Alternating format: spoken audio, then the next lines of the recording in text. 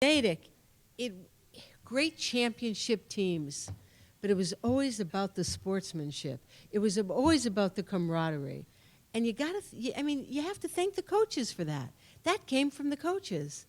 It didn't matter who the coach was. The message was the same. Get out there and be the best that you can be. Certainly on the field, but be the best person you can be. And that's exemplified with our next inductee as well. Elizabeth Betty Stocks Crisafulli, a name certainly very popular in Natick, class of 1953.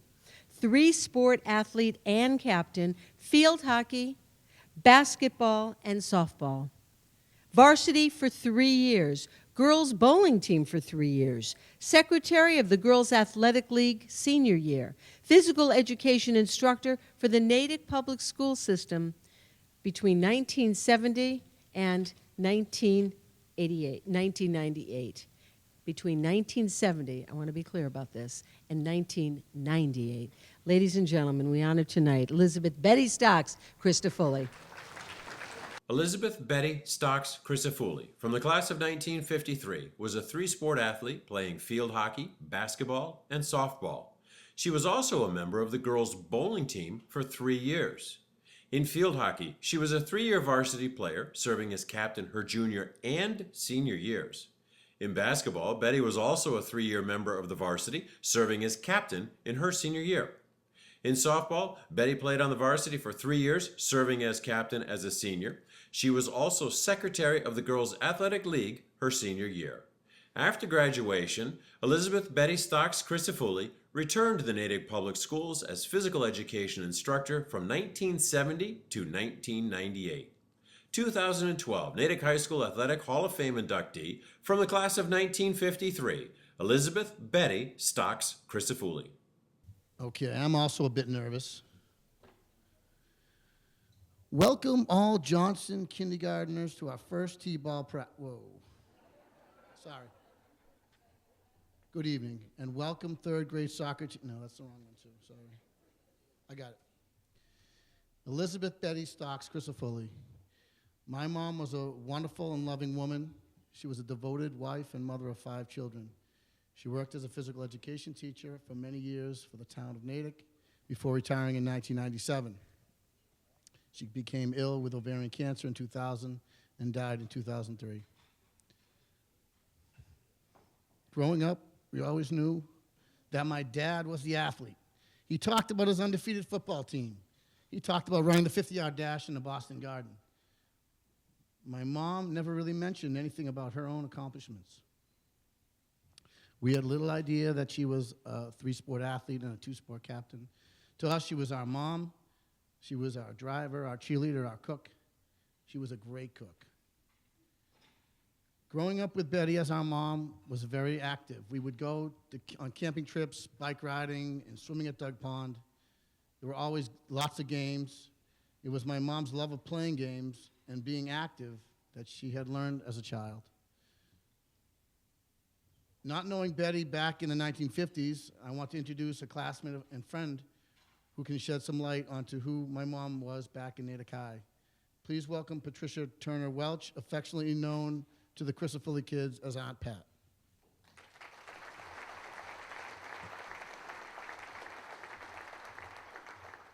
Good evening.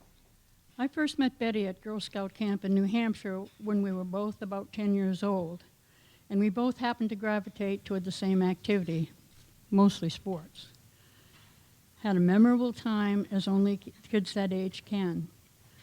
Fast forward to our sophomore year in high school, Natick High School, where we renewed our friendship, sharing most of the same classes and sports activities. She had a lot to help me with, as St. Pat's offered very little in the phys ed department. She excelled not only in every sport available to gals at that time, which most certainly wasn't as extensive as today, but thanks to the representative Patsy Mink from Hawaii, who introduced Title IX in 1972, which, among other revisions, opened the door for more equality to the women's sports scene. Take note, Joan and Sharon, was it? She also excelled academically, earning National Honor Society membership, and had a keen interest in her classmates' well-being, not only during school hours, but long after those graduation ceremonies were far behind us. But one of the most important gifts she shared was her team loyalty, unwavering integrity, support for and interest in every member of the teams, both the guys and the gals. You might say that she was the yeast that made the dough rise in us to bring out the very best we could give. Liz carried that same spirit and enthusiasm for the rest of her life, always there to teach by example of the highest caliber, imparting her personality into everything she took on, whether it be with John, raising her daughter and 4 sons, whom I might add have most certainly inherited the best genes from both parents. Outside events, hosting her social gatherings, or making it a point to stay in touch with so many, so often, organizing fun and games at social gatherings, being the spark that kept the class reunions organized for the host of the many, many interests she pursued. Why, she even orchestrated her own remembrance celebration with humor, wit, and her passion for life for all attending the celebration. I've chosen a few words to exemplify her contributions to us. Sense of humor, always in the forefront.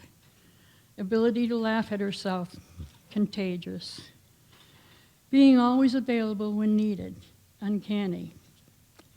Ability to take charge, quietly subtle, comical, as anyone who attended her celebration of life service will attest. Unpredictable. Who doesn't have some special memory of her impish nature? Thoughtful, never missed taking note of someone's special occasion or acknowledging a gift or a kindness. Self-effacing, speaks for herself. Right now, I'm sure she'd be making a futile effort to change the subject. Sorry, my friend, it ain't gonna happen. At the risk of sounding trite, she made the world a better place, and we're all better people because of it. May her sportsmanship, spirit, and love always remain a beacon for us to attain to. Thank you.